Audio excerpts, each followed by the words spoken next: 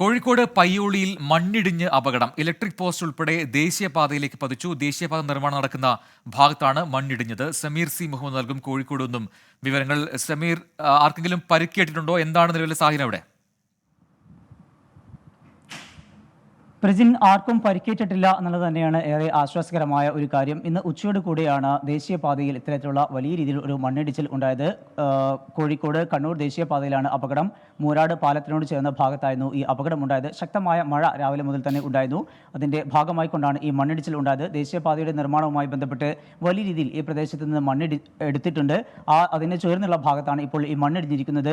മണ്ണിടിഞ്ഞു എന്ന് മാത്രമല്ല, അതിൻ്റെ ചേർന്നുകൊണ്ട് ഉണ്ടായിട്ടുള്ള ഇലക്ട്രിക് പോസ്റ്റ് കൂടി റോഡിലേക്ക് വീഴുന്ന ഒരു സാഹചര്യം ഉണ്ടായി. അതാണ് വലിയൊരു അപകടം ഉണ്ടാക്കുന്ന ഒരു സാഹചര്യം. എന്നിരുന്നാലും ആ സമയത്ത് അവിടെ ആരും ഉണ്ടായിരുന്നില്ല എന്നതുകൊണ്ടും ഒപ്പം തന്നെ പൂർണ്ണമായും ആ ഇലക്ട്രിക് പോസ്റ്റ് റോഡിലേക്ക് പതിച്ചില്ല എന്നതുകൊണ്ടും വലിയ ഒരു ദുരന്തം ഒഴിവായി എന്ന് നമുക്ക് ആശ്വസിക്കാം.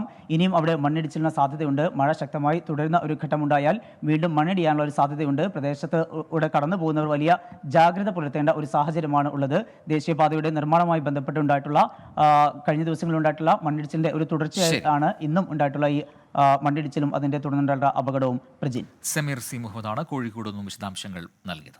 ലോകത്തെവിടെയായാലും ഏത് സമയത്തും 24 വാർത്തകളും ഓഗ്മെന്റഡ് റിയാലിറ്റി പാക്കേജുകളും എക്സ്പ്ലെയിനറുകളും വിശദമായി കാണാൻ ഞങ്ങളുടെ യൂട്യൂബ് ചാനൽ നിങ്ങൾക്ക് സബ്സ്ക്രൈബ് ചെയ്യാം.